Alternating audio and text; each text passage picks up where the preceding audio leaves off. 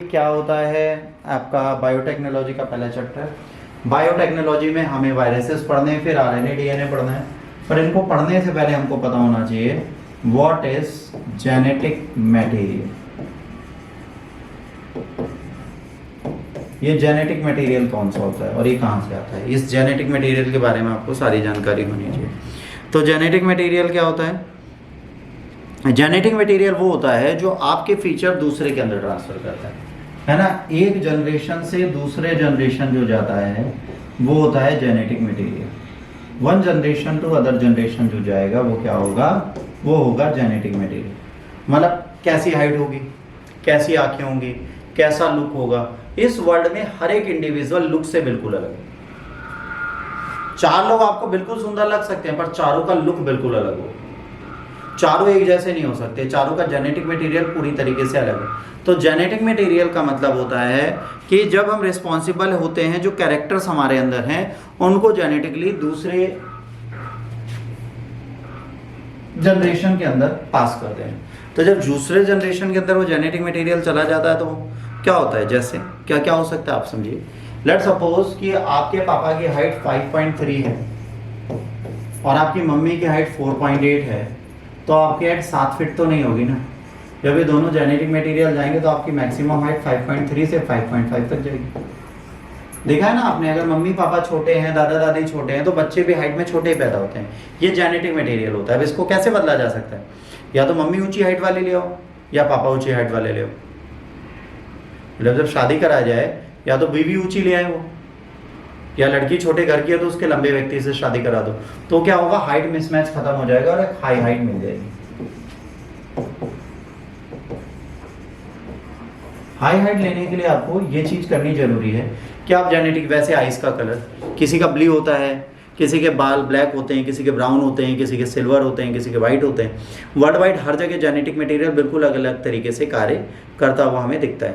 तो genetic material एक generation से दूसरे जनरेशन में ट्रांसफर होता है। अगर बात करें जेनेटिक मटेरियल होते क्या है, तो बेटा जेनेटिक मटेरियल दो होते हैं।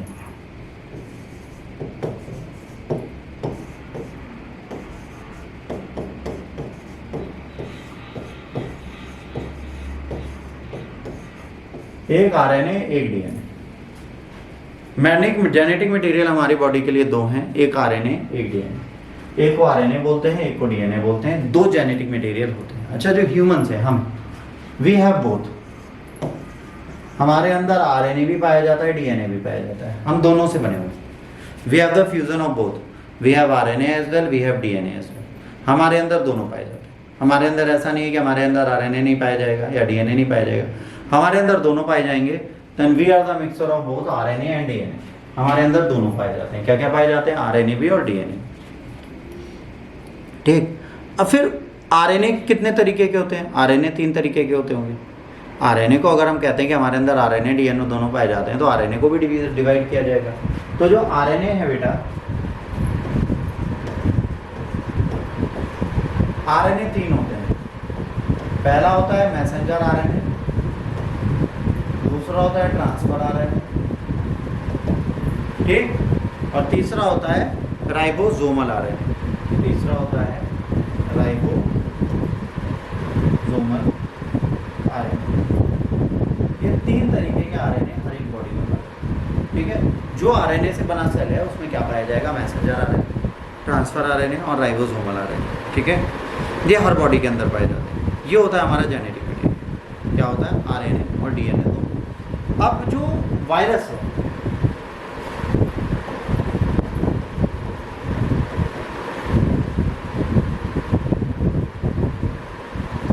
वायरस में जेनेटिक मटेरियल पाया जाएगा और जेनेटिक मटेरियल में एक पाया जाएगा। या तो आरएनए पाया जाएगा या डीएनए पाया जाएगा। इसमें दोनों चीजों में से एक पाया जाएगा। जो वायरस होते हैं या तो उसमें आरएनए पाया जाएगा या उसमें डीएनए पाया जाएगा। दूसरा इसमें क्या पाया जाएगा बेटा? प्रोटीन।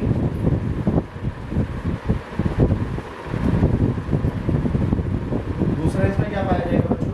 प्रोटीन पाया जाएगा। They must having the protein। पर इसमें एक इंपॉर्टेंट चीज है, इसमें क्या नहीं होते? एंजाइम्स नहीं होते।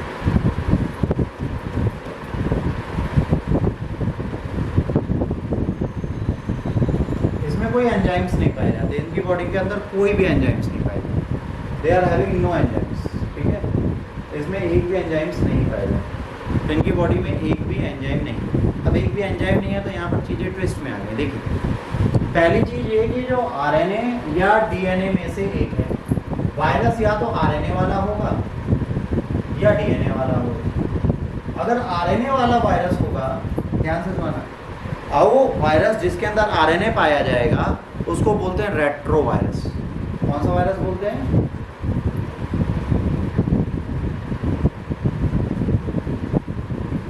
जिसमें आरएनए पाया जाएगा उसको हम बोलेंगे रेट्रो वायरस। रेट्रो वायरस का मतलब क्या हो गया? वह फिजिकल बॉडी, वह जेनेटिक मटेरियल जिसमें आरएनए पाया जाता है, जिसमें आरएनए पाया जाएगा उसको बोलेंगे रेट्रो वायरस। तो रेट्रो वायरस का मतलब हो गया आरएनए नेबर, ठीक है, आरएनए जिसमें पाया जाएगा वो हो गया रेट्रो वायरस। अब मैंने आपसे बोला कि जो जेनेटिक मटेरियल है बच्चों, इसमें क्या क्या पाया जा रहा है? इसमें आरएनए डीएनए पाया जा रहा है, प्रोटीन पाया जा रहा है, पर एंजाइम्स नहीं पाए जा रहे। इनकी बॉडी में क्या नहीं पाया जा रहा है? एंजाइम नहीं पाया जा रहा। इसका मतलब कि जब तक इनको एंजाइम नहीं मिलेंगे तब तक एक्टिव नहीं होंगे। एंजाइम जो लार हमारे मुंह में बन रही है, इसमें एंजाइम्स पाए जाते हैं। हमारी बॉडी में 90% चीज़ें एंजाइम्स से होती हैं, ठीक। बैक्टीरिया में एंजाइम्स आते हैं, प्लांट्स में एंजाइम्स होते हैं, हर एक लिविंग ऑर्गेनिज्म में होते हैं, वायरस को छोड़। अब ये पेन है, इस पेन पे वायरस है, और ये वायरस अभी क्या है? नॉन लिविंग थी। इस पेन पे जो वायरस है वो नॉन लिविंग है, इस हाथ पे जो वायरस है वो नॉन लिविंग है। बट जैसे ही मैंने इस हाथ को मुंह पे लगाया और ये वायरस मेरे मुंह के अंदर गया, वैसे इसको क्या मिल गया? एंजाइम। क्या मिल गया? एंजाइम मिल गया। ये जो इनका मिसिंग है नो एंजाइम, ये इनको जैसे ही मिल गया वैसे अभी क्या करेंगे? अभी हमारे लिए डेंजरस हो, अभी हमारी बॉडी में एक्टिव हो जाएगा। अब ये मल्टीप्लिकेशन स्टार्ट। अभी तक क्या हो रहा था?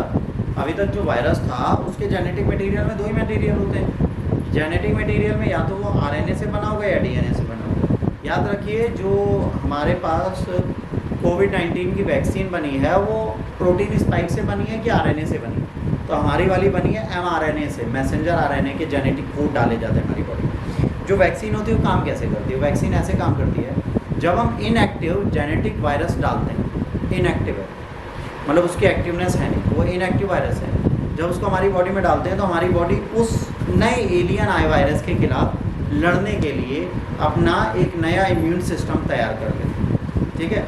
ऑल्दो हमारी बॉडी को कोई साइड इफेक्ट नहीं दे रहा, बट उसके बाद हमारी बॉडी उससे फाइट करने के लिए पूरा एल्गोरिथम बना के रखती है। फिर अगली बार अगर वो वायरस हमें अटैक करता है, क्योंकि वो फैमिलियर है, मैसेंजर आरएनए उसको हम डिकोड कर चुके थे बॉडी के अंदर, तो हम सेम फाइटिंग एंटीजन भेजते हैं और कोविड जैसे वायरस को मारते हैं। हमने क्या किया?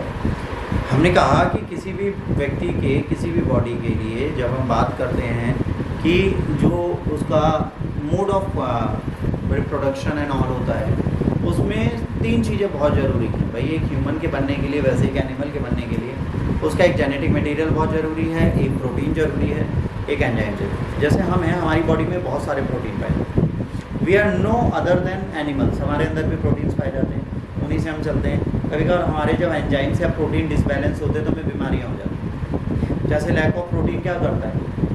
लैक ऑफ प्रोटीन आपको कमज़ोर करता है। मल्टीविटामिन्स कम होते हैं तो एंजाइम्स अगर ऊपर नीचे हो जाते हैं तो हमें क्या हो जाता है? थायराइड हो जाता है।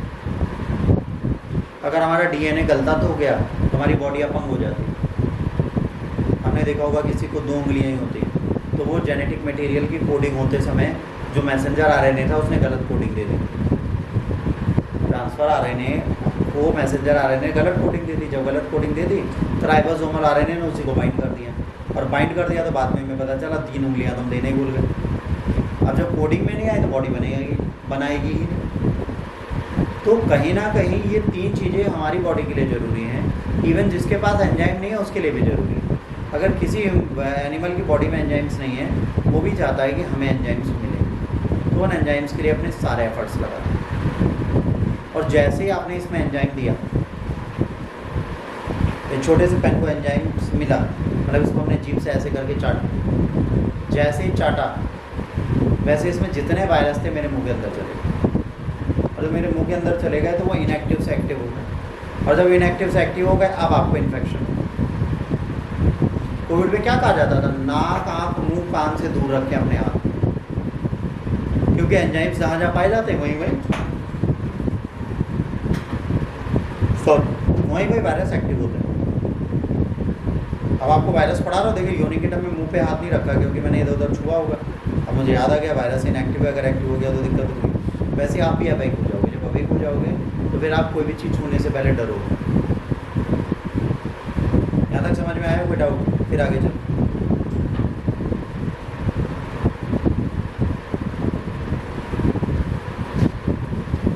नहीं आया समझ? आया?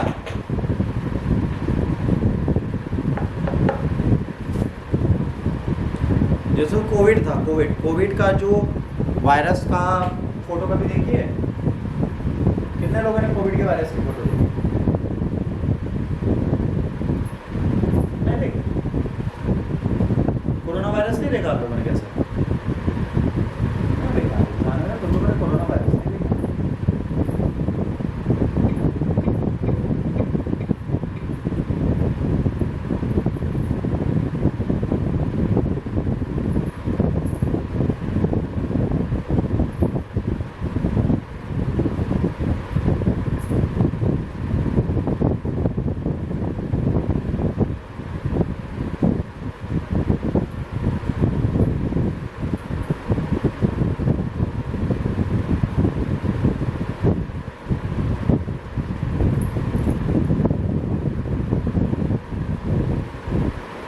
अभी जो कोरोना वायरस आपके सामने, इसमें क्या क्या है?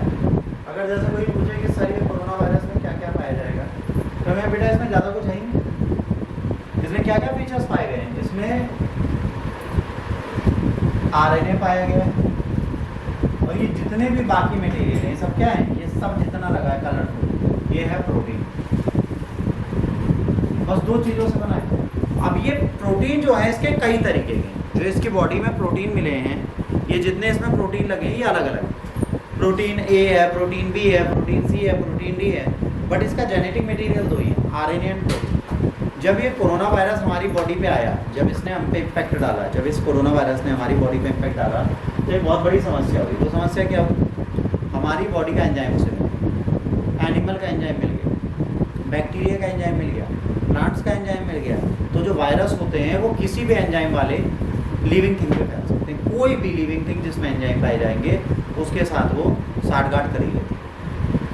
इनकी एक आदत है कि हम साठगांठ कर ही लेंगे। तो इसलिए पहली चीज़, इसके जेनेटिक मटेरियल में दो चीज़ें पाई जा रही हैं, एक पाया जा रहा है आरएनए, दूसरा पाया जा रहा है प्रोटीन, और they are the type of retrovirus. ये कौन से वायरस हैं? रेट्रोवायरस हैं। अभी जो रेट्रोवायरस हमारे सामने दिख रहा है आपको, इसकी एक प्रॉब्लम और जो मैंने बताया, they are non living without enzyme. अगर इन्हें एंजाइम नहीं मिलेगा तो निर्जीव है। जैसे आपसे कोई कहे कि भैया हमने एक इनएक्टिव वायरस अपने घर पे रखा है, इसका मतलब क्या है? एक जार के अंदर उसे बंद करके रखा है, उसमें कोई थूक नहीं रहा, और ना चाट रहा है रोज जार को। बट एक दिन आपको गुस्सा आ जाए, आपको आज मैं मरना चाहता हूँ, आप ढक्कन खोलो, अपनी जीव अंदर कर दो, वायरस उस पर लटक ले, फिर आप बीमार पड़ गए, फिर आप सबको किस्सी देते हुए जाओ, वायरस सबके ऊपर पहुँच गई। तो वायरस फैलता इसी तरीके से है कि एंजाइम से एंजाइम पे जाता है। अब एक प्रश्न यहाँ पे पूछा था यूपीएससी ने, virus can infect plants, bacteria, animal, humans. बताओ किन किन को इन्फेक्ट कर सकता है? किस किस को बैक्टीरिया को इन्फेक्ट करेगा वायरस? प्लांट को इन्फेक्ट करेगा, एनिमल को इन्फेक्ट करेगा, ह्यूमन को इन्फेक्ट करेगा। किन किन को इनमें से इन्फेक्ट कर सकता है? मैंने अभी एक चीज़ बताई, इस हिसाब से आंसर सोचो। देखो, प्लांट में एंजाइम पाए जाते हैं। जब हमने बचपन में अपनी बायो पढ़ी थी 7th 8th में, तो हमने क्या कहा था? प्लांट अपना खाना बनाते हैं, बिना एंजाइम के तो खाना नहीं बना सकते, ना डाइजेस्ट कर सकते हैं। तो प्लांट्स में एंजाइम पाया जा सकता है। आपने कभी कुत्ते को चिकन और रोटी खाते हुए देखा है? कि हवा खाता है? खाता है, तो उसमें भी एंजाइम पाए जाते हैं। अच्छा, कभी आपके मुंह में लार बनती है कि सूखा रहता है मुंह हमेशा? अगर सूखा रहता है तो आपको वायरस नहीं लगेगा, पर अगर लार बनती है, आपकी बॉडी में एंजाइम्स बनते हैं, तो आप पे भी लगेगा। अब यहाँ पे डाउट लोगों को आता है बैक्टीरिया पे, कि वायरस क्या बैक्टीरिया को भी बीमार करता है? बिल्कुल करता है। Virus infection can be with bacteria. Bacteria तक को रेट्रोवायरस कैन इन्फेक्ट। क्योंकि उसके अंदर क्या पाया जाता है, एंजाइम। और अगर किसी बैक्टीरिया के अंदर एंजाइम पाया जाता है तो उसको बीमार करने की पावर वायरस में होती है। समझ में आया? तो यहाँ पे जब प्रश्न पूछा जाए आप किस किस को बीमार कर सकते हैं, तो वो कहेगा हम इन को बीमार कर सकते हैं।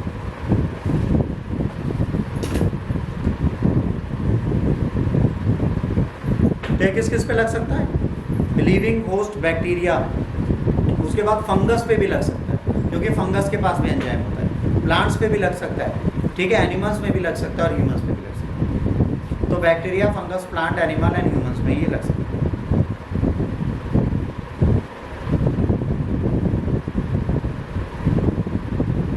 अच्छा, एक और चीज बेटा आपको याद रखना,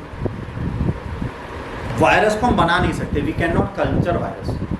हम वायरस को घर के अंदर बैठ के नहीं बना सकते। अगर हम ये सोचें कि वायरस को हम प्रिपेयर कर लेंगे और इसके साथ खेल कूद करेंगे तो वायरस आप बना नहीं सकते। वायरस बनाने की आपकी capabilities, you can not culture virus. आप वायरस नहीं बना सकते, आप हर चीज़ कर सकते हैं but you can not culture virus. आप वायरस नहीं बना सकते, सिंथेटिकली वायरस नहीं बनाया जा सकता। आज तक देखिए ना, लैब में हमने प्रोटीन बना लिया पर लैब में हम वायरस नहीं बना पाए, लैब में हम बैक्टीरिया नहीं बना, इनको बनाया नहीं जा सकता। दूसरी चीज़ याद रखें, ठीक, तो आरएनए वाले वायरस को बोलते हैं रेट्रोवायरस, तो डीएनए वाले वायरस को क्या बोलते हैं बताओ? आरएनए वाला वायरस रेट्रोवायरस, तो डीएनए वाला वायरस क्या होगा?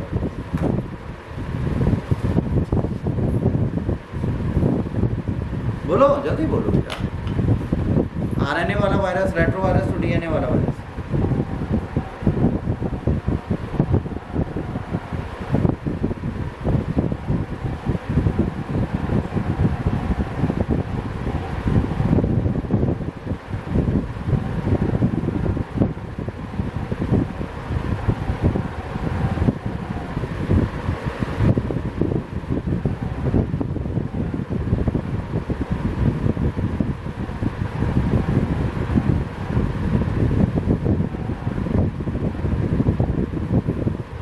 डबल स्टैंडर्ड या डीएस वायरस बोलते हैं इसको, ठीक है, और नॉर्मली इसे वायरस ही बोला जा सकता है। तो ये जो वायरस होता है ये हमारे लिए ख़तरनाक होता है। और इसका एग्जांपल डीएनए वायरस का, जैसे इसका तो आरएनए का आपको दे दिया मैंने, डीएनए वायरस का क्या होता है?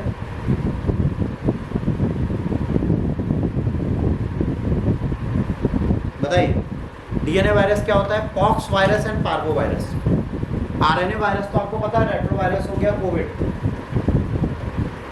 डीएनए वायरस होता है पॉक्स वायरस या पार्वो वायरस।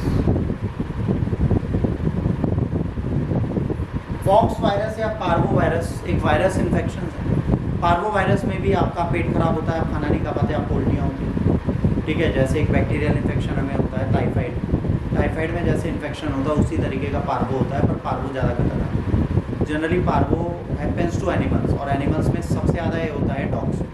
पार्वो वायरस सबसे ज़्यादा किसको होता है? जानवरों को होता है। पार्वो वायरस का सबसे ज़्यादा प्रयोग किसके लिए होता है? पार्वो वायरस का सबसे ज़्यादा ट्रीटमेंट होता है एनिमल्स के लिए। जब इसका यूज़ होता है तो एनिमल्स के लिए, तो it is always use with animals. तो इसका प्रयोग कहाँ होता है? एनिमल्स। तो ये बीमारियाँ किसको लगती हैं? ये लगती हैं जानवरों, ये लगती हैं एनिमल्स।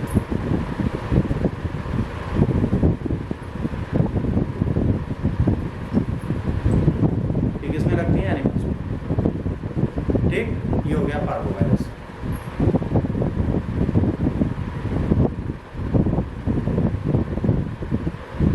तो आरएनए डीएनए वायरस समझ में आया क्या बोलते हैं इनको? रेट्रोवायरस एक और होता है कोविड के साथ, एक और बहुत अच्छा वायरस है आरएनए का जिसको बोलते हैं